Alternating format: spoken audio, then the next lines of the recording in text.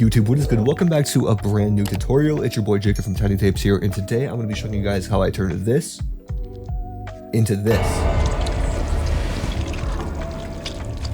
Now, if you guys like these videos and want to go support the channel, we have our editing packs linked in the description below. Trust me, there is something there for everybody, and it will really speed up your editing process alongside help step up the quality of your videos. So without further ado, let's hop right into this tutorial. All right, guys, so we are in After Effects here. We have this clock shot right here, and it's just a static shot of the clock. So we're going to add a little bit of motion to it, as well as bleeding walls like we have here. So if you guys actually want to go get this bleeding wall texture, I'll have a link in the description below for completely free. That's right, guys, completely free. All you got to do is subscribe to the channel to get it. So that will be linked in the description below. It is honestly the best one you guys will find. I looked for hours and hours and hours, and this one is the best one I could find for the video. All right, guys, so once you have that downloaded and dragged in here, it'll have a white background on it, but to get rid of it, you want to go over to your mode and toggle it to multiply. Now, if you guys don't see this option here at the very bottom, you can toggle switches in mode, be able to see that there, and you're just going to put it on multiply like I said. All right, and now once that is on there, you're going to have your blood and you're going to have your clock shot. You want to duplicate your clock shots. There's two of them, and put it above the blood. And what we're going to do is we're going to mask around the clock so the blood is actually behind it. So let's go ahead and do that. If you guys do not know how to mask, we're just going to double click on the video clip right there and then go up to our pen tool up here, and let's start right here. So what we're going to do is we're going to start right about here. We're going to zoom in, we're going to click and then click down and drag up just like so.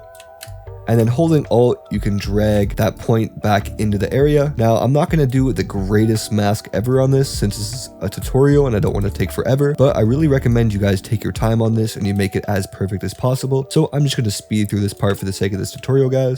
All right, so I'm just finishing up the mask right now. Once you finish it, you want to connect the two ends together just like so. And then boom, as you can see, we just have the clock face now. We're going to go back into our composition from our layer and turn on the blood, and boom, just like that. As you guys can see, the blood is dripping down behind. But we also have a little bit of a problem here. So as you can see, if we turn the blood and the clock off, we have this doorway here and the blood is actually going over the doorway. So we're going to create a little bit of a mask on the blood right here just for the sake of the doorway. So let's go up and we will go around it. Once again, just like before, I recommend you guys take your time on this, but I'm just going to make it super rough for the sake of this tutorial. Just going to go up and boom, and then since it's cutting out that part, we don't want that. We're going to go over to our mask and we are going to invert it, and then we can touch this up just a little bit here, get it to our liking, bada boom, bada bing, and then see our edges right there. Line those up a little bit more to make them a little bit more accurate. Boom, turn on this layer right here, and there we have the bleeding wall behind the clock. Now, if you guys want to make this a little bit more accurate to make it blend a bit more, what I recommend doing is throwing a LUT on it. So we're going to go into new, we're going to create an adjustment layer, and then we're going to search up the metric color. I can drop that on there, and we're going to be using the tinytapes ultimate LUT pack, guys. There is 250 plus LUTs in this bad boy. If you guys want to go check it out, it'll be linked in the description below. We're going to hit browse and we're going to go to where we have this saved. Once again, 1 through 282 plus the 7 film LUTs. So let's go on and throw 150 on here. As you can see, that's a pretty cool look there, and we're just going to mess with it a little bit in under basic correction. So I'm going to turn the exposure down just to give it that darker look, and then turn the temperature down and the tint down. Saturation can come down a little bit because it's more of a horror scene. We're going to turn up the contrast just like that, and then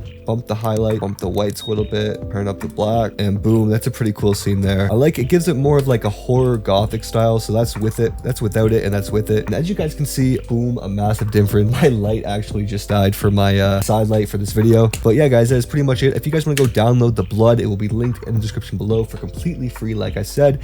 And if you guys want to go support your homeboy and go check out these LUTs, man, down in the description below, 250 plus LUTs you guys can get. I highly recommend them. They're there for a super great price. Anyways, guys, thank you guys so much for watching. If you guys enjoyed this video, I recommend checking out our last video alongside a playlist of a bunch of other tutorials just like this one to help you guys learn. Thank you guys so much for watching, and I'll catch you guys in the next one.